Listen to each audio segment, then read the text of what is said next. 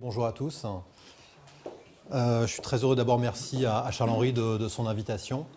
J'espère aussi que je parle assez fort pour me faire entendre de tout le monde, puisque on est quand même quelques-uns ce soir. Mon but ce soir, c'est quand même d'échanger le plus possible avec vous. Donc je vais essayer d'être assez bref et substantiel et de vous parler du marché de l'immobilier tertiaire.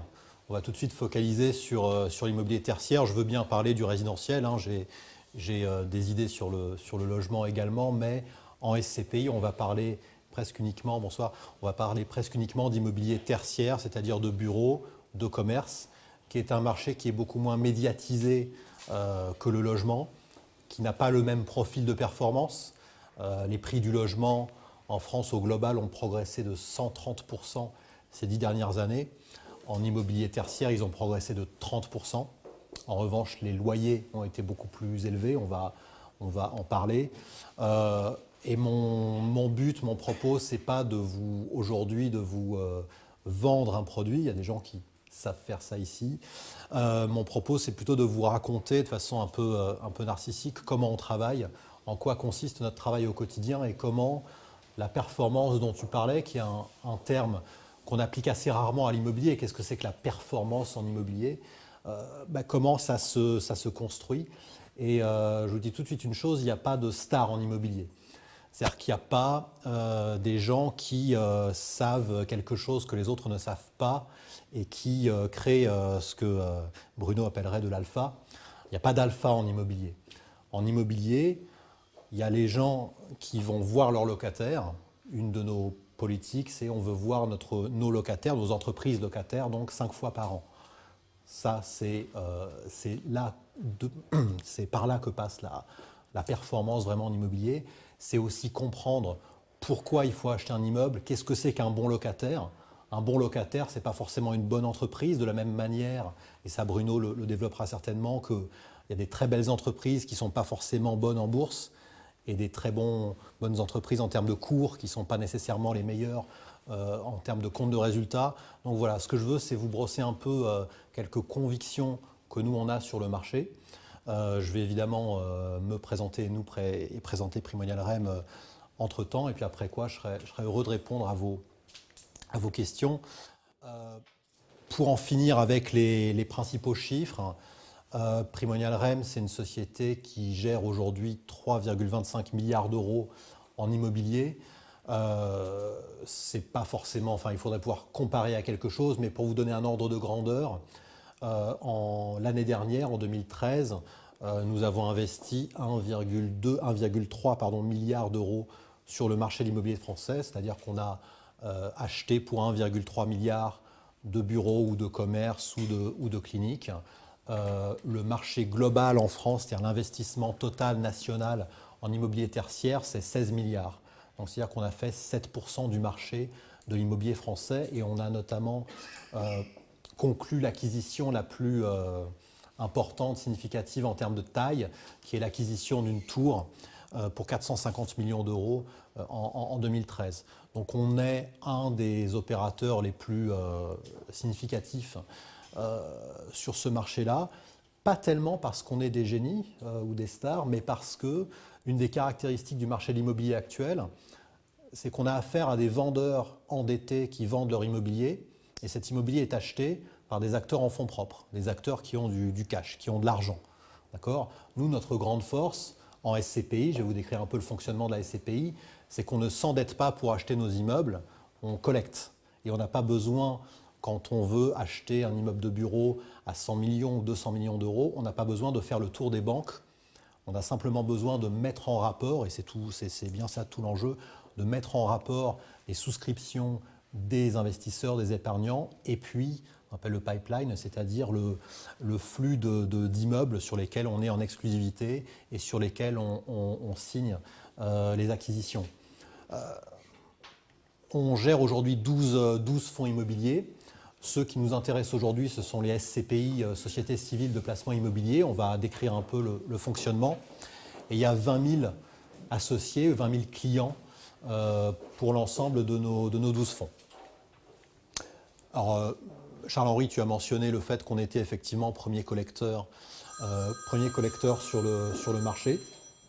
Même des clients qui appellent à 7 heures du soir. Ça n'arriverait pas à Paris, ça. Ça n'arriverait pas à Paris. Donc, premier collecteur net, donc devant des sociétés que vous connaissez peut-être aussi, BNP, Sofidy, Perial, etc., etc. Une SCPI, qu'est-ce que c'est? Alors, il ne faut pas avoir peur de ce schéma. Une SCPI, c'est rien d'autre qu'une SCI qui fait appel public à l'épargne. C'est rien d'autre qu'une société civile immobilière, c'est-à-dire des personnes qui se mettent ensemble pour acheter un bien au sein d'une société. Cette société va se décomposer en parts et chacun va détenir des parts d'un patrimoine immobilier. Et donc, une SCPI, c'est une SCI qui fait appel public à l'épargne, c'est-à-dire qui va collecter de l'argent, les 375 millions dont je parlais à l'instant, et l'investir dans une multitude d'immeubles. Sur notre SCPI Bureau, on a une quarantaine d'immeubles. En commerce, on a une centaine aujourd'hui de commerces sur notre SCPI. Donc, d'investir non pas sur un bien, mais sur une multitude de biens qui, raisonnablement, n'auront pas des problèmes en même temps. Je vais vous faire un point sur le marché du commerce, mais au-delà du marché et de la macroéconomie, il y a une chose qui est sûre, c'est que les 100 commerçants qu'on a sur notre fonds n'auront pas des problèmes en même temps. Donc l'intérêt de la SCPI, c'est de mutualiser un certain nombre de risques que vous auriez si vous achetiez les biens un par un, si vous achetiez un seul bien. C'est aussi le fait que pour acheter, par exemple, nos SCPI, le minimum de souscription est de 10 parts, ce qui fait à peu près 2 000 €, ce qui évidemment vous rend accessible la performance d'un patrimoine que vous n'auriez pas pu acquérir vous-même, évidemment, en direct. Donc, c'est un principe de mutualisation qui est tout simple. Nous collectons de l'argent, la SCPI acquiert, gère et loue à des entreprises les biens, les actifs immobiliers, les immeubles. Ces locataires payent un loyer et ce loyer est distribué sous forme de dividendes trimestriels, de coupons trimestriels. Et c'est donc la somme de ces dividendes qui sont versés qui, rapportés au prix que vous avez versé au prix d'une part, forme le rendement, ce qu'on appelle le rendement de la SCPI, tout simplement comme un bien normal. Donc, c'est un mécanisme qui est assez simple, mais cette simplicité fait que vous avez accès directement à la performance des immeubles, c'est-à-dire qu'une SCPI, c'est du loyer, rien que du loyer, mais tout le loyer. D'accord ? On n'a pas une obligation formelle, mais une quasi-obligation de distribuer tout le loyer, ou en tout cas de le mettre en réserve éventuellement. Mais dans la pratique, on distribue 98-99% du loyer qu'on perçoit de nos immeubles. Et donc, il faut voir la SCPI comme une sorte de vache à lait qui va vous restituer le loyer du patrimoine immobilier que nous achetons. Et pour aller tout de suite à l'essentiel, qu'est-ce que c'est qu'une bonne SCPI ? Si je le dis de façon académique, comment il faut choisir sa SCPI ? Ce n'est pas nécessairement celle qui délivre le meilleur rendement aujourd'hui. Parce qu'il n'y a rien de plus facile que d'acheter un rendement élevé en immobilier. Il suffit d'acheter quelque chose qui ne coûte rien. D'accord ? Si j'achète un entrepôt, je peux acheter, mettons, un entrepôt à 8%, c'est-à-dire un loyer qui sera à 8 par rapport à la valeur de l'entrepôt qui sera à 100. Sauf que le jour où mon locataire de l'entrepôt part, je vais me retrouver avec une boîte de conserve en bordure d'autoroute dont je ne pourrai rien faire. Et donc mon 8 va se transformer en 0. Donc, plus un rendement est élevé, plus il est fragile. Là aussi, il y aura quelques échos avec ce que va dire mon ami Bruno.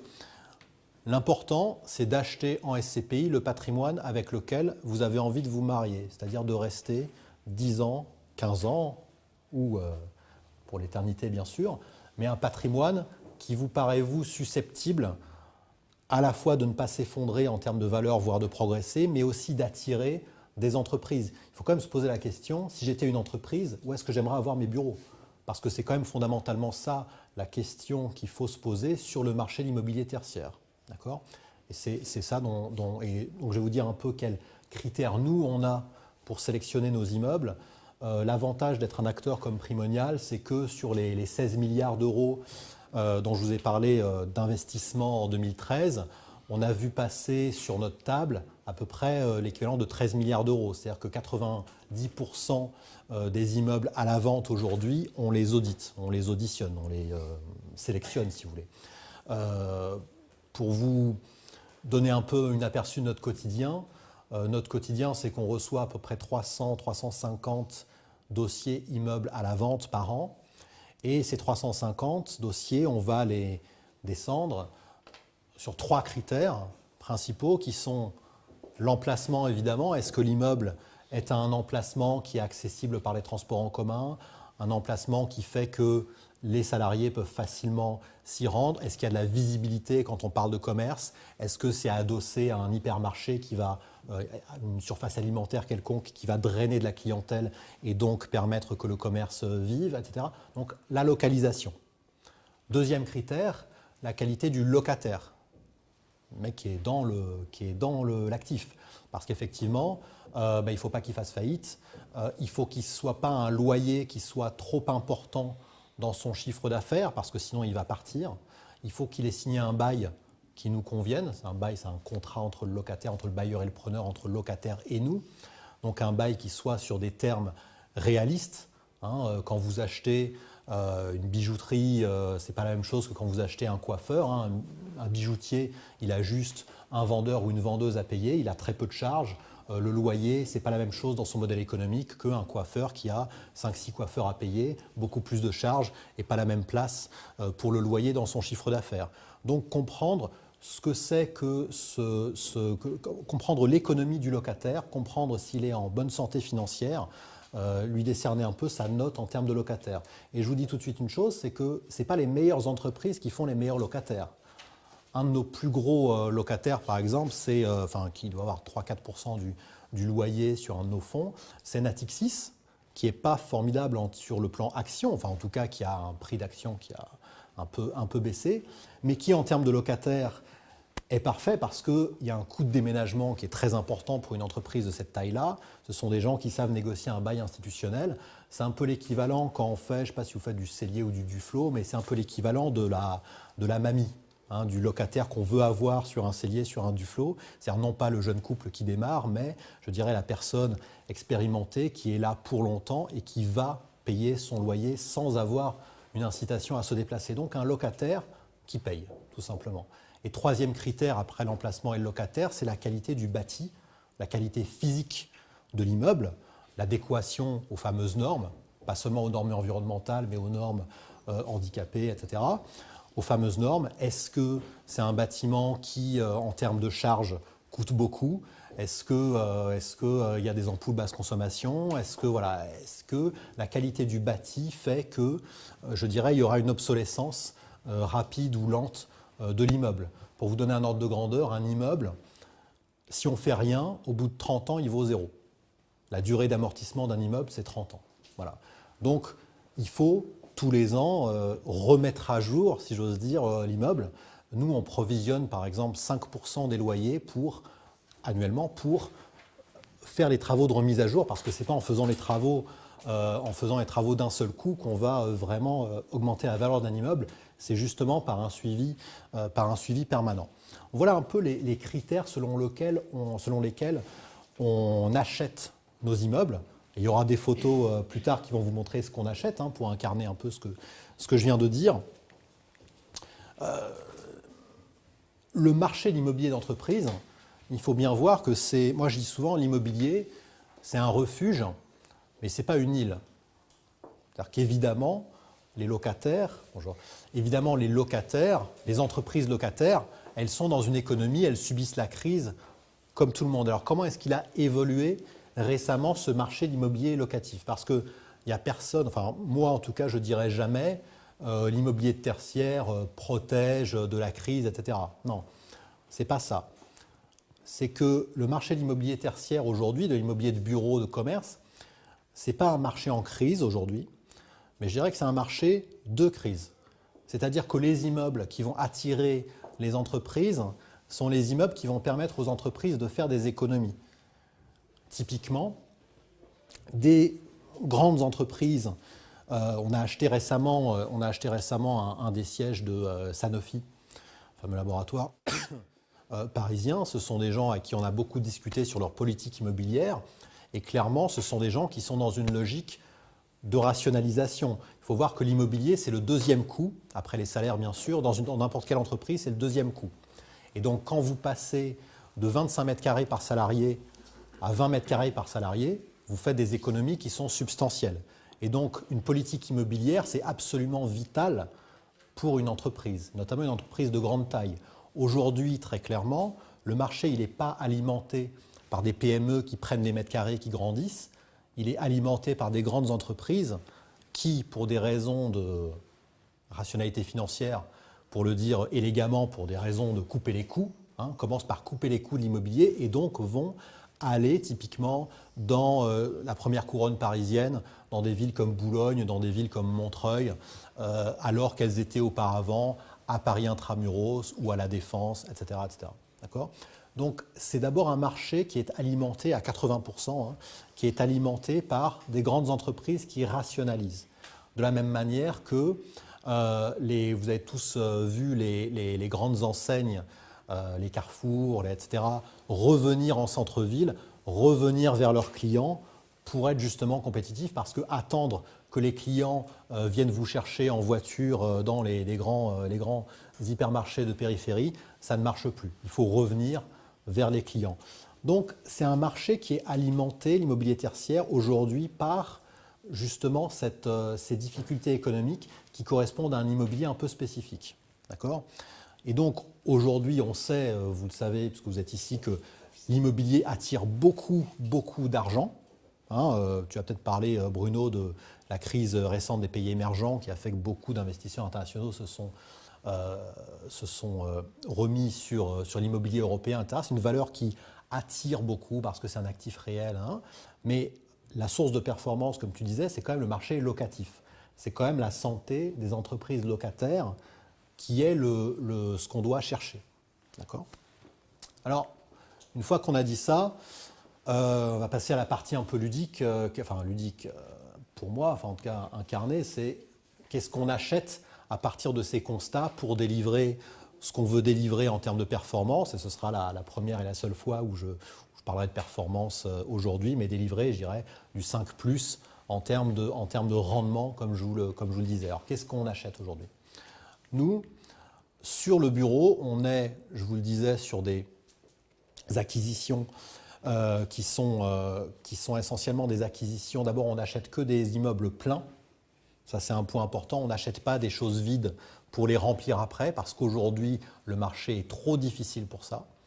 On ne fait pas construire des choses pour ensuite les prélouer ou les louer, d'accord ? Ce qui serait moins cher, mais en vérité plus cher parce qu'on n'arriverait pas nécessairement à les remplir. Donc on achète de l'immeuble de grandes entreprises, de sièges sociaux, d'accord ? On a acheté par exemple si vous venez de temps en temps à l'aéroport de Roissy, vous ne pouvez pas rater cet immeuble-là qui est juste sur le périphérique, qui est le siège de Samsung France. D'accord ? Et ça, typiquement, c'est un immeuble qui a une visibilité qui est assez extraordinaire. On ne voit que lui quand on arrive sur Paris par cette bretelle. C'est typiquement un immeuble sur lequel on estime que le locataire, Samsung en l'occurrence, il est verrouillé. C'est son emblème, c'est son flagship, comme on dit dans le jargon. C'est l'immeuble auquel il s'identifie. Et donc, c'est un immeuble dans lequel il va vouloir rester. Et c'est Paris, évidemment. Boulogne-Billancourt est un marché qui nous intéresse. Pour ceux qui connaissent, c'est Quai du Point du Jour.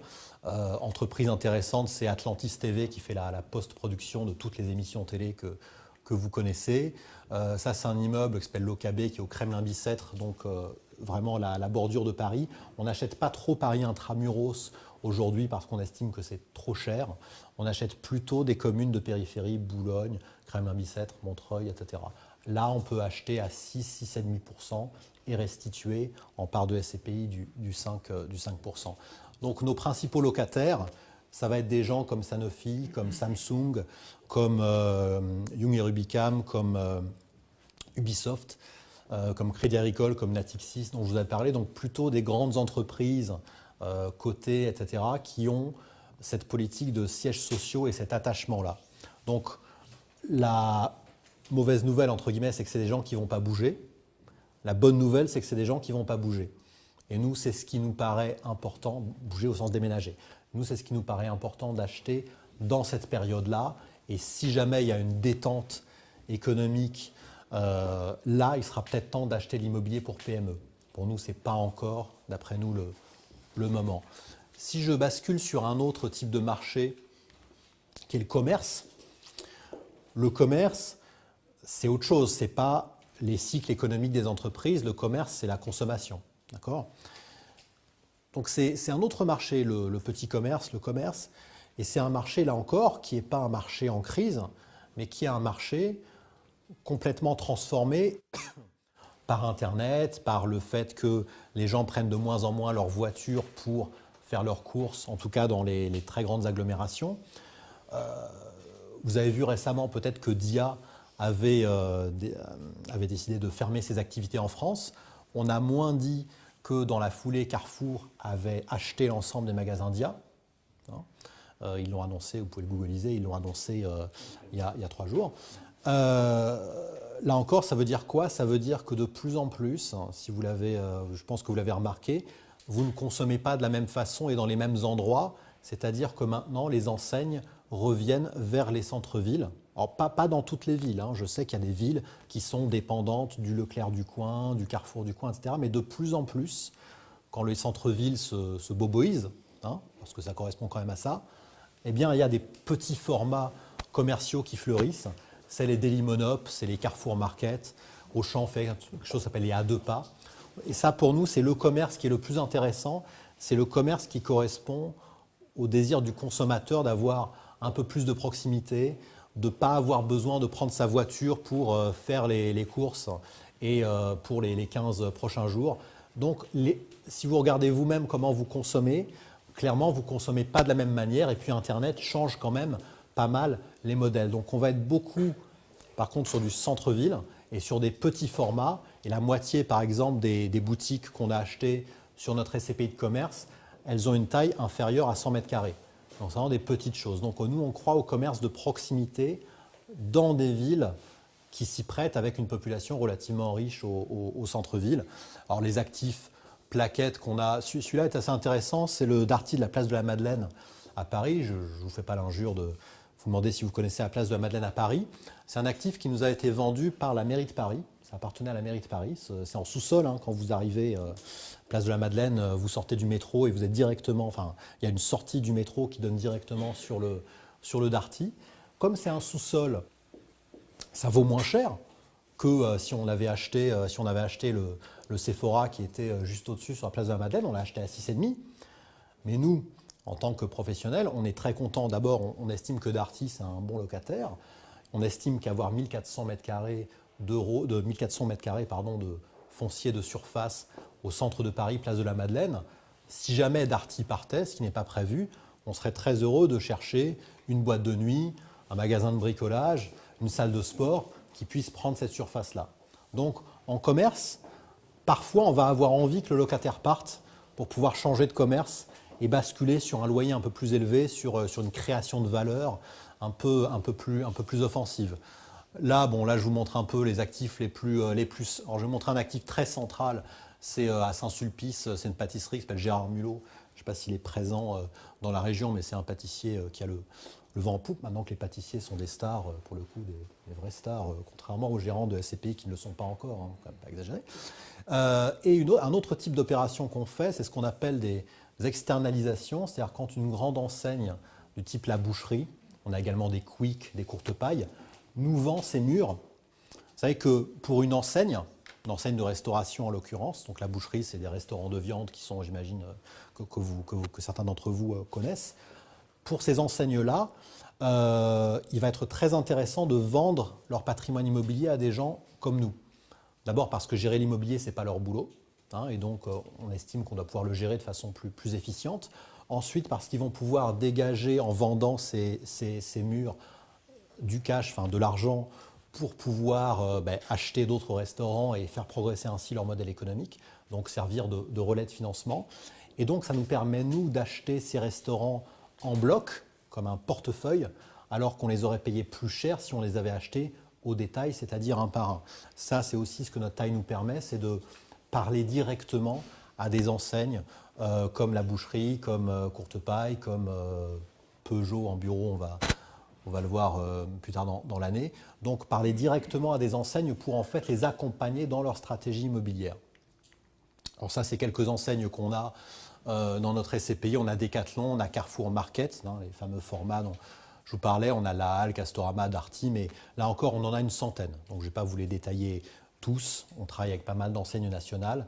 Et le commerce est un actif que nous, on aime beaucoup et qui parle beaucoup aux gens, mais sur lequel on peut vraiment créer de la valeur. On peut, là encore, quand on achète une galerie commerciale et qu'on a les moyens de rénover un peu la signalétique, d'améliorer la sécurité, etc., là, vous changez un peu le destin de la galerie commerciale et vous créez de la valeur que vous n'auriez pas pu créer si vous aviez acheté le magasin au détail et tout seul. Puis il y a une troisième classe d'actifs, comme on dit dans le milieu de la finance, sur laquelle on investit et à laquelle on croit beaucoup, c'est tout ce qui est immobilier de santé et d'éducation. C'est-à-dire les crèches, les écoles, les pharmacies, les centres de dialyse, les laboratoires, les résidences étudiantes, les EHPAD, puis on va s'arrêter là. Tout ce qui est finalement ce que j'appellerais de l'immobilier démographique, c'est-à-dire qui correspond à des besoins démographiques et pas à des cycles économiques ou à la consommation, comme on disait tout à l'heure. Si je vous demande, est-ce que l'école où vous avez fait vos études est encore là? Dans 99% des cas, oui, évidemment, elle est encore là. Bon. C'est ce type de pérennité qu'on peut acheter dans cette classe d'actifs. Alors là encore, la bonne nouvelle, c'est qu'ils ne vont pas partir, le locataire. Parce que quand vous achetez un EHPAD, une école, ils vous signent un bail de 12 ans ferme que vous allez renouveler, c'est quasiment amphithéotique, hein. Enfin, c'est quasiment un bail qui se renouvelle automatiquement. La mauvaise nouvelle, c'est qu'il ne va pas partir et qu'on ne va pas lui augmenter son loyer tous les 3 ans comme on pourra le faire en commerce, par exemple. D'accord ? Donc c'est une autre classe d'actifs, plus défensive, avec des locataires qui ne sont pas tellement exposés, je dirais, aux secousses économiques. Il est clair que même si demain la France devenait la Grèce ou Chypre, les écoles, les cliniques continueraient de fonctionner, peut-être même un peu plus. Donc c'est d'abord des actifs qui vont être confortés par le remplacement dans le bassin démographique. Voilà. Il se trouve que j'ai parlé récemment avec un exploitant de crèche privée. On n'achètera que du privé, hein, en SCPI. Bonjour. Alors c'était assez rigolo. Il m'avait dit comment il choisissait l'emplacement de ses crèches. Alors il prenait la carte de l'INSEE des CSP+, hein, c'est-à-dire des cadres, des professions qui peuvent payer.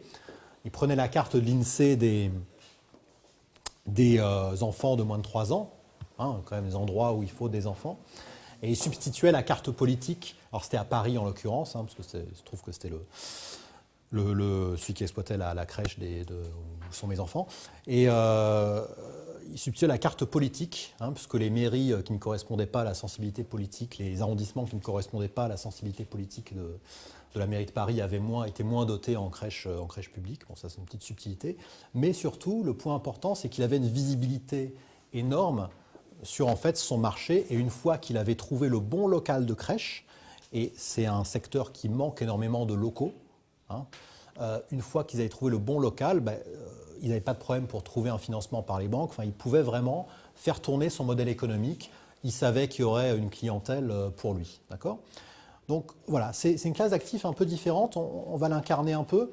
Ça, c'est une clinique qu'on a achetée en Avignon, à Avignon, pardon, on ne doit pas dire en Avignon, mais à Avignon, qui est donc bail de 12 ans ferme, triple net, ça veut dire que tous les travaux sont refacturés aux locataires, c'est-à-dire à Medica. Je ne sais pas si vous connaissez Medica, qui est un des très très grands opérateurs et qui a fusionné récemment avec Korian pour devenir le premier opérateur de clinique.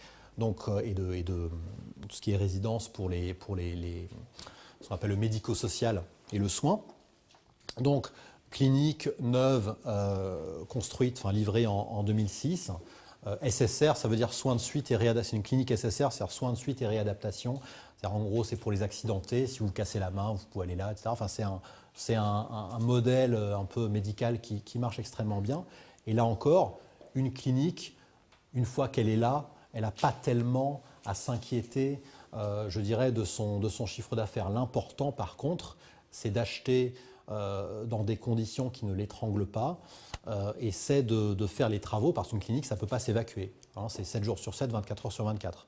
Donc il ne faut pas se tromper sur les travaux. Si jamais la clim doit être remplacée, il y a quelques difficultés qui se posent. Donc là encore, mon point, c'est que c'est un marché qui doit être livré, si j'ose dire, à des professionnels. D'accord ? Une des caractéristiques de notre société, c'est qu'on a un gérant bureau, un gérant commerce, un gérant santé, chacun étant spécialisé dans ses métiers. Hein, donc chaque fonds est géré par un spécialiste de la classe d'actifs. Autre actif qu'on a acheté sur Primovie, parce que c'est le nom de la SCPI, c'est une école donc, qui est au centre de Bordeaux, quartier du Jardin Public, pour ceux qui connaissent Bordeaux, qui est vraiment le centre du centre de Bordeaux. École privée, là encore. On n'achète que du privé sur Primovie parce qu'on veut avoir des baux commerciaux et pas des baux administratifs, les baux commerciaux étant beaucoup plus protecteurs pour l'investisseur.